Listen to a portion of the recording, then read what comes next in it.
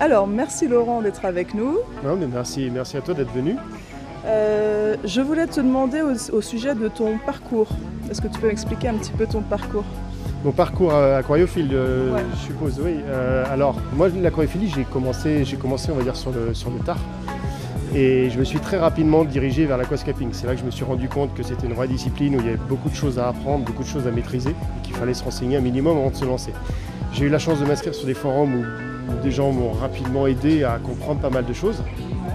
Et ensuite, en me renseignant, c'est là que j'ai vu qu'il existait cette discipline artistique et j'ai voulu vraiment m'y lancer. Et je m'y suis lancé sans concession, entre guillemets, c'est-à-dire que voilà, il fallait que j'arrive à faire des choses assez compliquées assez rapidement. Et du coup, j'ai commencé à enchaîner les aquariums et au bout d'1 an et demi à peu près, j'ai monté Aquarellis. D'accord. Et je le fais maintenant à titre professionnel. Et Aquarellis, alors comment ça t'est venu cette idée de te dire tiens, je vais monter Aquarellis? Il y a plusieurs choses. D'une part, je faisais un job alimentaire, entre guillemets, je gérais des parcs informatiques depuis très longtemps. Et donc il fallait que je fasse plaisir dans mon métier à un moment donné. Et l'aquascaping, voilà, parce que c'est une passion que j'avais envie de convertir, j'avais envie de pratiquer à pleine mesure, entre guillemets, et c'est ce qui m'a poussé à franchir le pas. D'accord. Avec ça, tu es aussi ambassadeur chez Yem.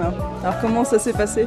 Oui, c'est ça, mais à un moment donné, bon, il faut savoir que AIM, à l'occasion de ses 70 ans, a lancé le roadshow. C'est parti en Allemagne et ils ont voulu ensuite déployer ça en France. Et ils cherchaient des démonstrateurs. Donc c'est là où on a été mis en relation et qu'on a commencé à travailler, à faire des premières démonstrations ensemble. Ensuite, j'ai 3 collègues, Ludo, Mick et David, qui m'ont rejoint.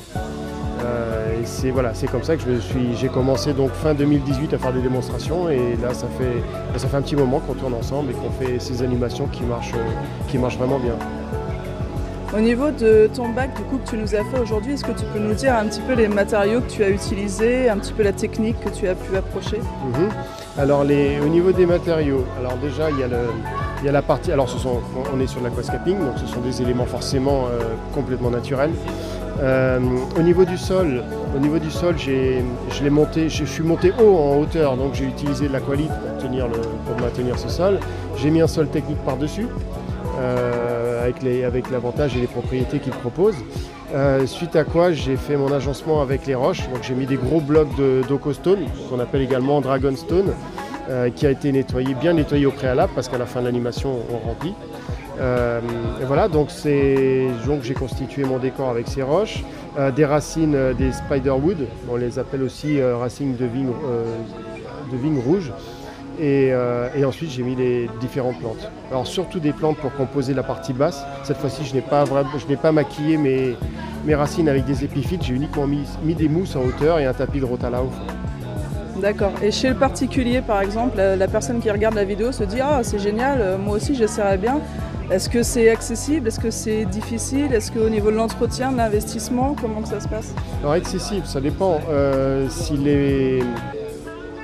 La plupart des bacs que je montre, voilà, si c'est pour le reproduire soi-même, effectivement, même si les vidéos de ma chaîne peuvent rendre le montage un petit peu simple, il faut savoir que moi j'ai toujours un travail sur la maquette au préalable, donc j'y passe déjà quelques heures à trouver mon agencement idéal avant de faire ces vidéos. Les photos sont également le résultat d'un travail abouti, parfois c'est des vidéos de concours d'un travail de 6 mois, donc quand on débute à faire un aquarium comme ça, il faut un minimum de pratique malgré tout. Voilà. Après, je persiste à dire que l'aquascaping n'est pas réservé à une classe élite de gens qui ont beaucoup de pratique, ce genre de choses. Tout le monde peut en faire à son niveau de pratique. J'avais une petite question de Nathan Chaplet qui souhaite faire un bac comme le double, tu sais que tu as exposé dans ta showroom, ton double cubique 30 litres là. Oui, un peu style Mountain. J'avais fait plusieurs. Et il voulait savoir quelle rampe utiliser pour à peu près ce style de bac.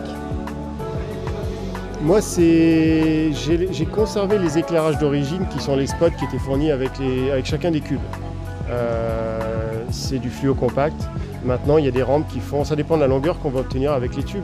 Là, j'ai récemment fait un trio même, il fait 90 de long. Donc j'ai mis une rampe qui faisait 90 à la lumière du jour. Voilà, je ne sais pas si je vais peut-être pas citer la marque, mais voilà, c'est une rampe Chiros. On en parlait tout à l'heure. Voilà, donc qui fait 90 cm de long. D'accord. Alors j'ai Manuel Lacour-Brousset qui demande aussi comment lutter contre les algues. Parce que c'est vrai qu'en aquascaping, c'est un petit peu la bête noire. Mais même en aquariophilie, je dirais que c'est lutter contre les algues.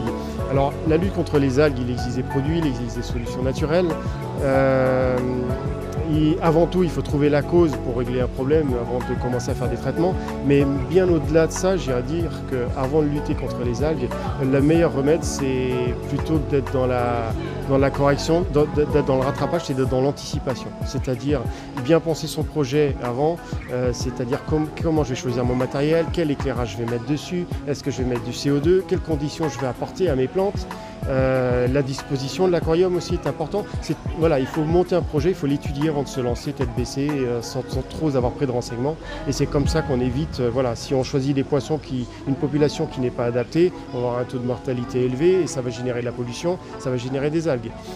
Donc moi c'est bien étudier son projet au préalable, c'est suivre une méthode, commencer avec un éclairage léger, l'augmenter dans le temps progressivement, être patient et en général on arrive à s'en sortir. On dit il y a quelques temps on disait encore, et c'est vrai, que les algues font partie des algues au lancement d'un aquarium non équilibré, c'est pas choquant, c'est normal. Mais aujourd'hui on a les méthodes pour s'en sortir sans, pour les éviter. Donc c'est un entretien régulier, c'est une bonne étude de son projet et c'est anticiper les problèmes plutôt que de les traiter après. Moi c'est ce que je préconise. Alors j'ai Marc-Valentin Leloup qui me demande quels sont leurs projets, sous-entendu IM, pour l'année et le marché 2020. Alors le problème c'est que moi je travaille en fait sur la mise en avant de ces produits, mais je ne suis pas forcément au fait de ce qui se travaille en off derrière. Maintenant, ce qui se passe c'est que AM est une marque fabricant. Donc ça veut dire qu'ils sont tout le temps en train de travailler sur des nouveaux projets, ils sont tout le temps en train de faire des recherches sur des nouvelles évolutions. Donc il y a des produits qui sortent en permanence. Maintenant, pour se tenir au courant de ce qui va sortir, et je sais qu'il va y avoir des choses qui vont sortir, tout ça, ça va se passer au salon Interzoo à Nuremberg en mai.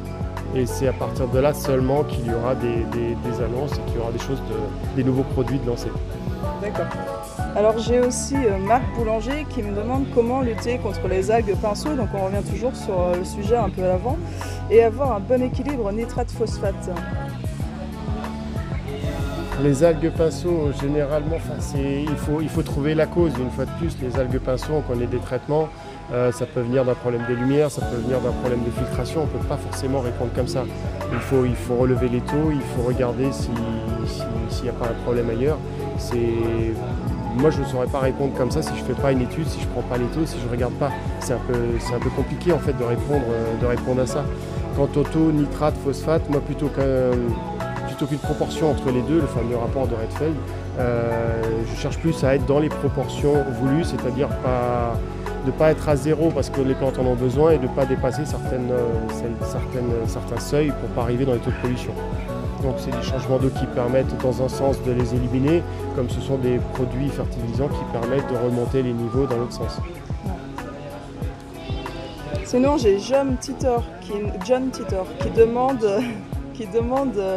comment faire un équilibre KH-GH-pH avec un sol neutre en aquascaping.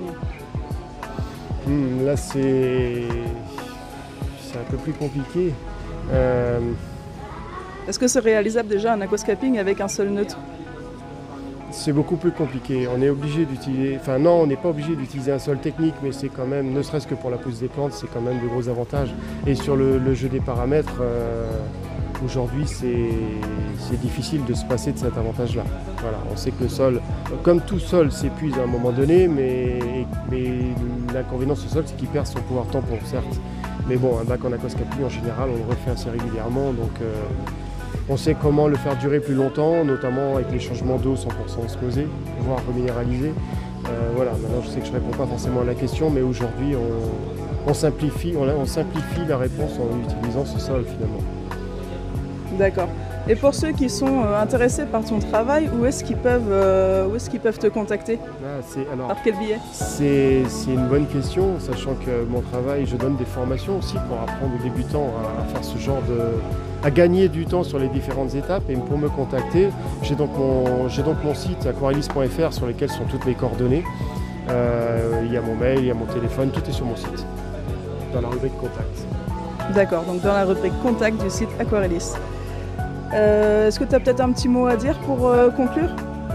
Non, mais écoute, je te remercie d'être passé et voilà, je te souhaite une bonne continuation avec la chaîne Bresse Aqua. J'espère qu'elle se développe rapidement. Et puis voilà, un plaisir à se revoir sur les prochaines animations dans le coin ou ailleurs. Oui, voilà. Merci en tout cas Laurent pour cette belle journée, ce bel aquascaping et puis Merci à toi. à plus tard.